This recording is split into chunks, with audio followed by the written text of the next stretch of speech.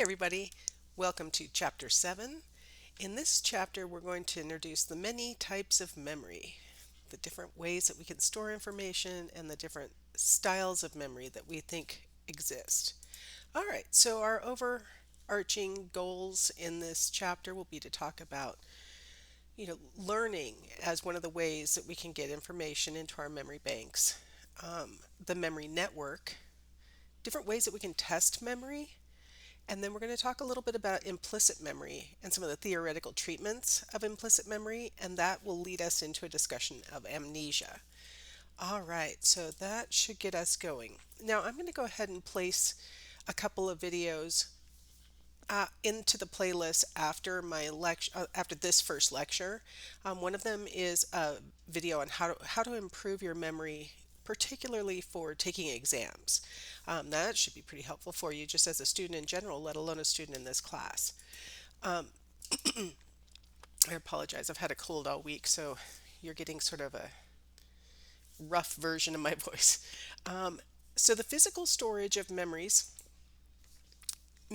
are represented as new synapses being formed between neurons.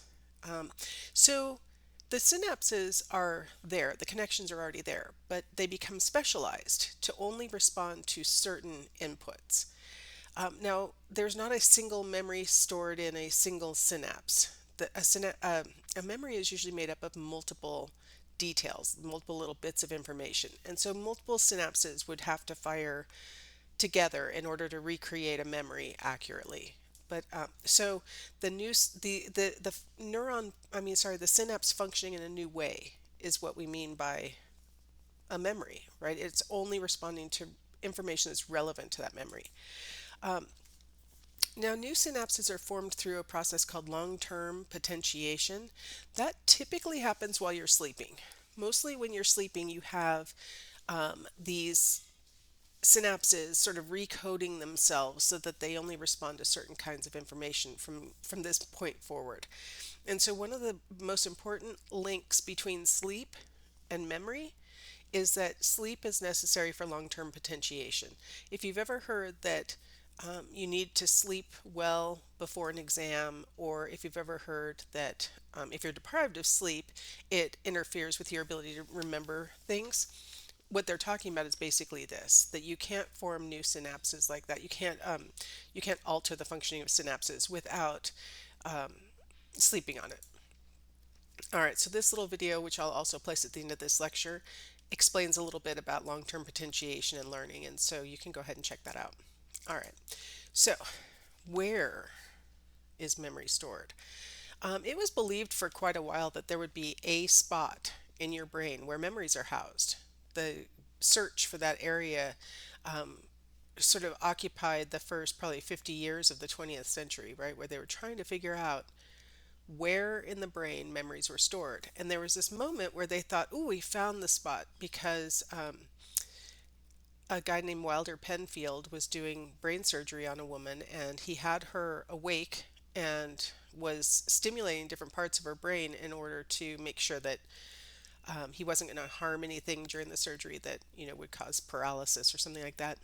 And he found that wherever he stimulated her in the temporal lobe, which would be over here in this area here, wherever he stimulated her, she would generate different memories. So she'd be like, "Oh, I hear bells ringing," things like that. And he's like, "I found the memory place. I found where we store memories. It's in the temporal lobe."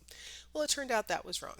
Um, some kinds of memories are stored in the temporal lobe. That's true, but not all of our memories. So, what do we know? The frontal lobe tends to store memories that are semantic, which we're going to talk about as one of our memory stores, and episodic, which we're going to talk about as one of our memory stores. So, a lot of what we're going to talk about today are going to be things that happen in the frontal lobe. The motor cortex involves storage of procedural memories. So, any kind of movement related memories, how to type, how to play the piano, how to put together a puzzle, things like that. The cerebellum, the back of the brain, which is actually down here outside the cerebrum, it's part of the brainstem. It also plays a role in procedural memories, and particularly things like riding a bike, things that you can do without thinking. If you've taken something like playing the piano and practiced it to the point where you can do it without thinking about it, it's probably being controlled by the cerebellum. So, sort of the thoughtless procedural memories happen in the cerebellum. The hippocampus, which they're revealing here as this long thing, not the round thing, the long thing here, it plays a pivotal role in the formation of new long term semantic and episodic memories. Now, we've talked a little bit about this in previous lectures, the idea um, that the hippocampus may be a place where information is temporarily stored. If you think back to Clive Waring and how he had damage to his hippocampi and he could not make new memories. One explanation for that is that the hippocampus is critical to the formation of new long term memories. The amygdala, which is the round part at the end of the hippocampus, and by the way, you have these on both sides. That's why I said hippocampi, right? Because you'd have two of them, one on each side of your brain, and you have two amygdalum, right? So you have two of them, the amygdala. Um, and it's amygdala means almond shaped. So the amygdala is responsible for adding the emotional content to memory. Your textbook talks a little bit about what it looks like when you have memories that do not contain emotional content, and it produces very factually correct information, but not there. You're lacking the emotion that normally would go along with that. The temporal lobe, okay, where Wilder Penfield thought it all was held. Um,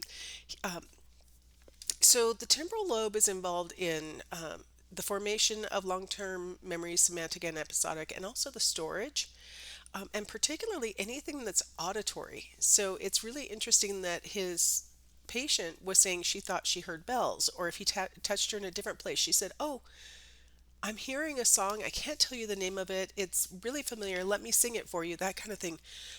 All the things that she was pulling out were auditory memories, and so that kind of makes sense, right? Because in the temporal lobe is where our auditory cortex is. And then finally, the prefrontal cortex, which is the very, very front part of our brains, is involved with the storage of short-term memories prior to incorporation into long-term. It might be where working memory is housed, but I prefer to use the word short-term memory. So, all right, I think I already told you all that in a previous lecture. All right, so that's where information is held. Um, we're going to talk about how we get information back out. How do we retrieve information once it's stored? Something that's really important for retrieval is having a good cue, a cue that will prompt you to retrieve those memories that you've encoded.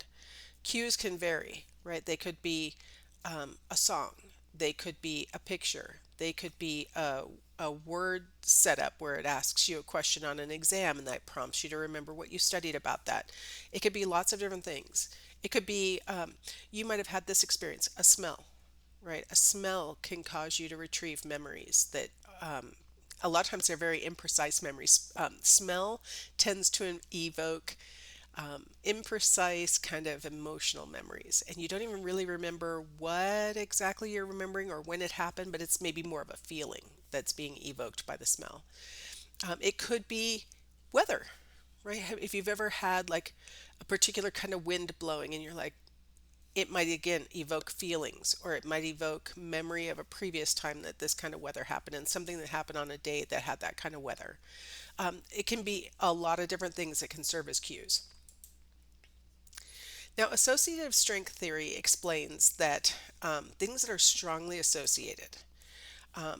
So, when we have a cue that is frequently paired with the material that we're trying to retrieve, we have better memory, right? So, associative strength memory theory says the more often a cue is paired with the material, the more likely we are to accurately retrieve that material.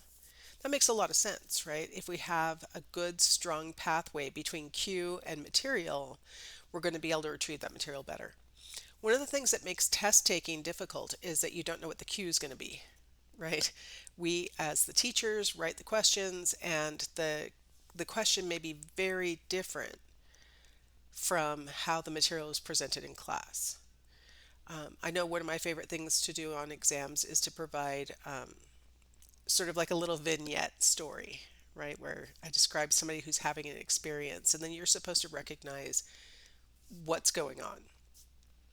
Well, that's a lot different structure, a lot different cue from what you probably experienced by reading the book or by listening to my lectures. It's probably different, right? And so we have these cues on exams that aren't necessarily strongly, frequently paired with the material to be retrieved. So exams can be kind of difficult like that, right? Other things in life, you may have more strong associations between a particular cue and then eliciting, sometimes not even on purpose, retrieval of a memory, right? There may be, in lay people's terms, the word trigger, right? Where a particular cue triggers certain memories to come back, whether you want them to or not.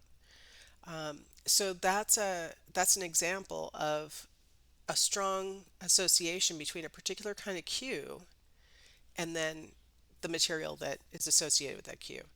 I think that's true with some of the other things I mentioned, like smell as a cue. It may be strongly associated with some kind of thing or feeling, or weather could be strongly associated, and it could be through frequently pairing those, you know, that smell or that weather or whatever, and makes it more likely that you'll recall the material that goes with that. Now, the thing is, it doesn't have to be this specific cue prompts that specific material. It could be related cues, and this is where I feel okay about having test questions that are not exactly verbatim what you read or verbatim what I said in my lectures, right? If it's a relationship, if it's something that's related to the content, that should have the ability to evoke retrieval, right? So it doesn't have to be a perfect cue. You may have learned this in learning theory when we talk about generalization, where um, Skinner taught the rat that if he pushed the lever, he'd get a food treat, and Skinner taught the rat that the last push after a red light flashed was going to be the one where he got the food treat. So he's pushing, pushing, pushing, pushing. The red light comes on. He knows the next push he's going to get a food treat. Now, if Skinner changed the light to orange, it's still related to the cue red, and so the rat still probably thinks that the next push is going to elicit a food treat. Those are learning principles, right? Those the very basic association between the cue and then the outcome, right?